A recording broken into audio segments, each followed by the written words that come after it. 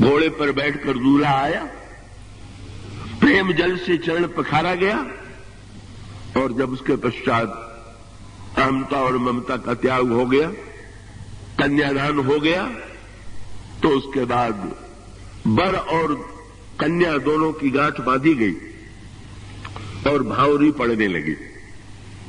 वर विलोह की दंपति अनुरागे के पश्चात गोस्वामी जी ने कहा, भगवान श्री राघवेंद्र और सीता जी का उस विवाह के मंडप में बड़ा अद्भुत दृश्य है। मंडप में खंभे लगे हुए और उन खंभों में इन दोनों का प्रतिबिंब दिखाई दे रहा। अगर भगवान राम का विवाह का आनंद लेना हो तो आप ऐसे मंडप बनाइएगा कि जिस मंडप में खंभे में मणि जड़ी हुई हो। इसका सांकेतिक अर्थ क्या हुआ? इसका अर्थ ये है, मंडप क्या है? ये जीव का हृदय। सुंदरी सुंदर वर्ण सह सब एक मंडप राजे जनु जीव उर। और उसका अभिप्राय क्या कि हृदय तो सबके पास है, पर हृदय में वो खंभे नहीं है कि जिसमें ईश्वर दिखाई पड़े, भक्ति दिखाई पड़े।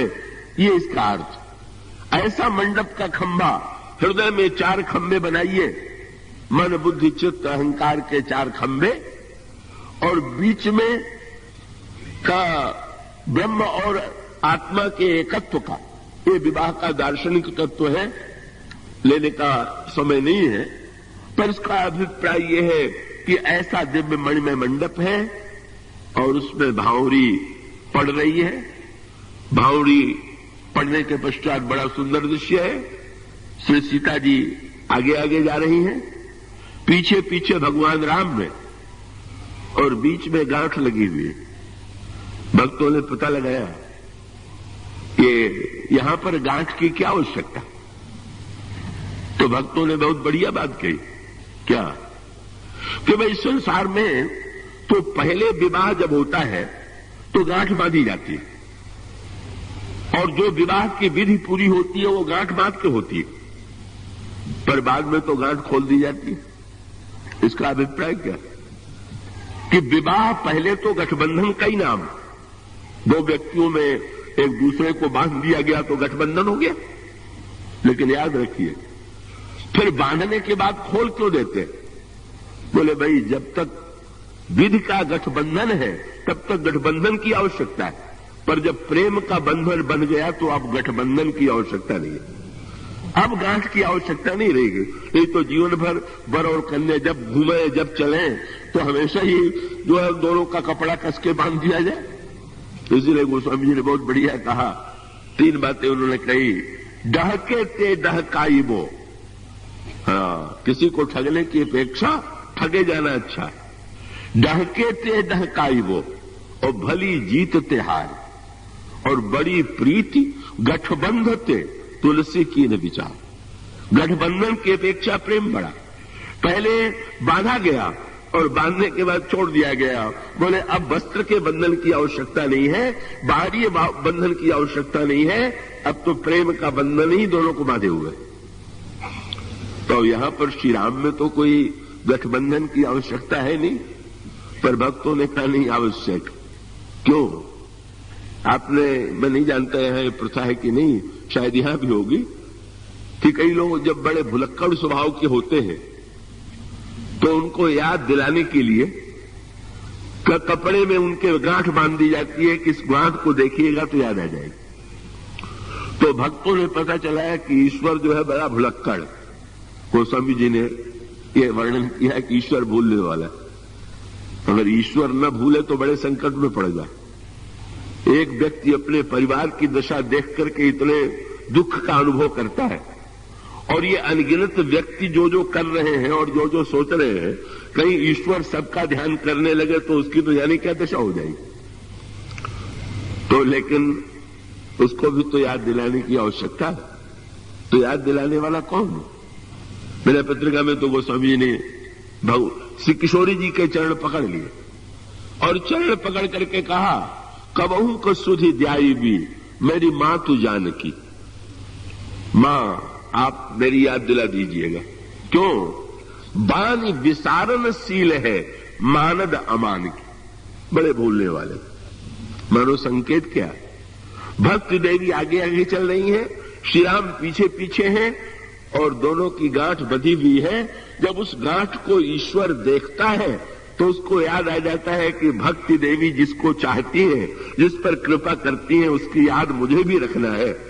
इस तरह से ग्रंथ बंधन और भावरी संपन्न हुई। और फिर उसके पश्चात भगवान राम सीता जी के मस्तक में राम सीय सिर से दुर्देही शोभा कहीं न जात विधि के ही अरुण पराग जलज भरी नीके शशि लोभ अहि शशि भूष अहि लोभ अभी के।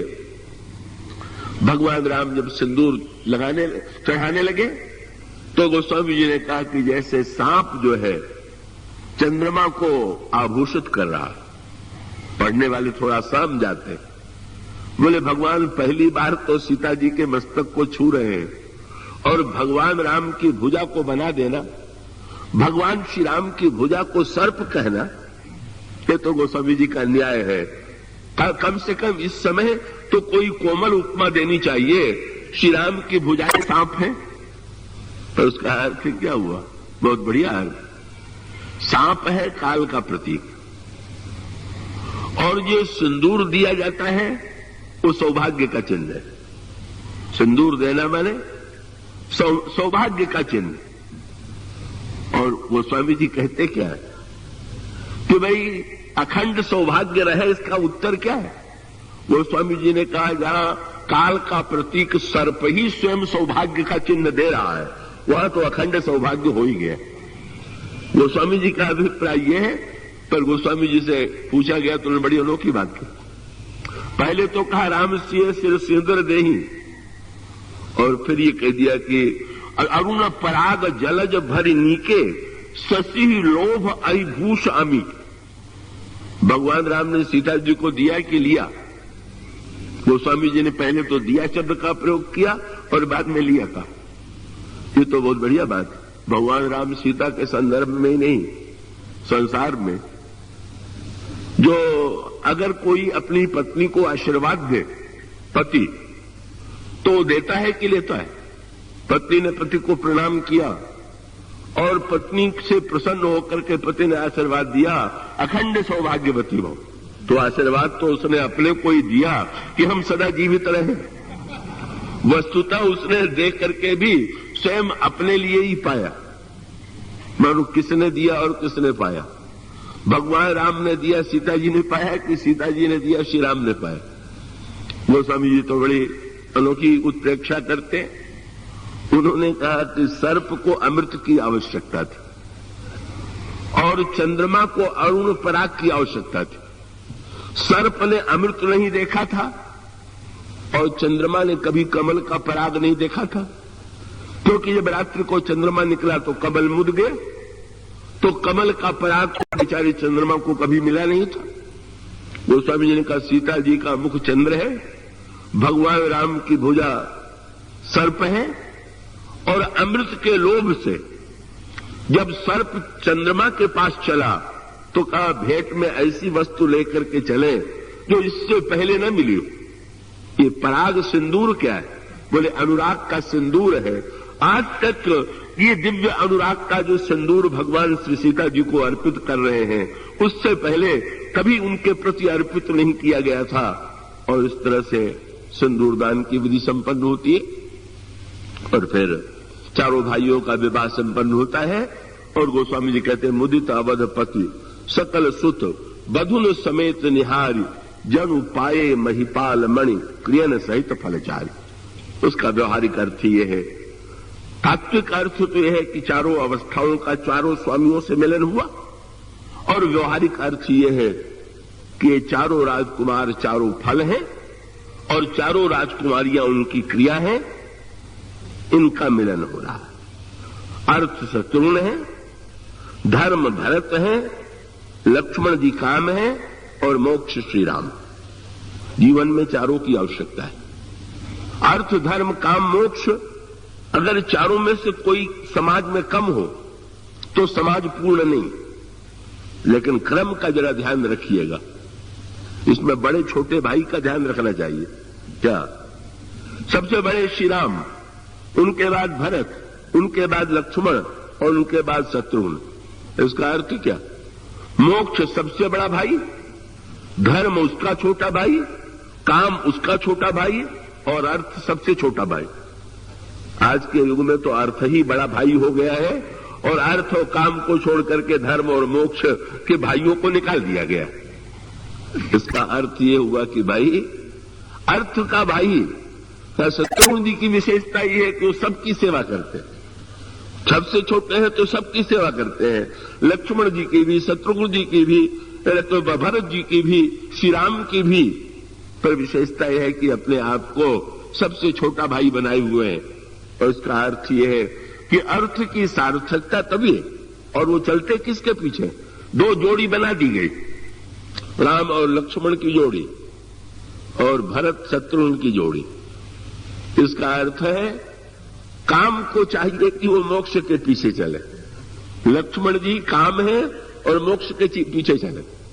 काम बंधन के पीछे न चले, मुक्ति के पीछे चले। काम से बंधन भी हो सकता है, मुक्ति भी हो सकती है। लक्ष्मण राम के पीछे चलते हैं, ये मोक्ष का जो है का काम का मोक्ष के प्रति अनुगमन। और शत्रुघ्न जी भरत के पीछे चलते, इसका अभिप्राय यह है कि अर्थ की शोभा यही है कि वो धर्म के पीछे चले। बस इसका अर्थ है समाज में अगर अर्थ के पीछे ही धर्म चलेगा तो दोनों का सर्वनाश होगा, और धर्म के पीछे यदि अर्थ अनुगमन करेगा तो अर्थ का सदुपयोग होगा, अर्थ कल्याणकारी होगा।